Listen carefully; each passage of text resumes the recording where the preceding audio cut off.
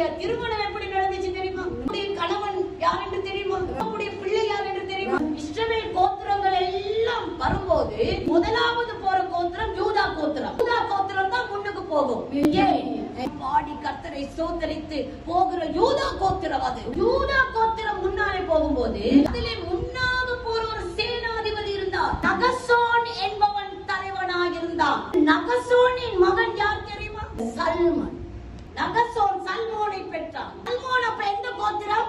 யூதா கோத்திரம். இப்படியே இருக்கும்போது 6:23 சொல்கிறது, ஆசாரியனாகிய ஆரோன் நகசோனின் சகோதரியை திருமணம் செய்தான். நகசோன் யூதா கோத்திரம், அவனுடைய மகன் சல்மோன். அப்படி இருக்கும்போது இந்த நகசோனின் சகோதரியை ஆசாரியனாகிய ஆரோன் மோசேயுடைய சகோதரன் திருமணம் செய்தான்.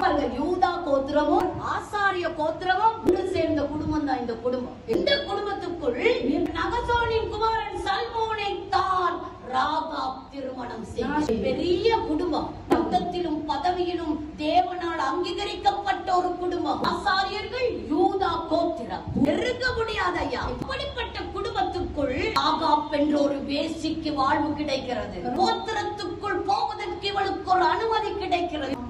ஆண்டவர் ஏன் இவனை இங்கு கொண்டு கலப்படுத்துறாரு தெரியுமா? அங்கு அவள் தேவனை விசுவாசித்தார், வேவுக்காரருக்கு அடைக்கலம் கொடுத்தார். இந்த ஆண்டவர் அதை அங்கீகரித்தார். விசுவாசம் உள்ளவர்களை கர்த்தர் அங்கீகரிக்கிறார்.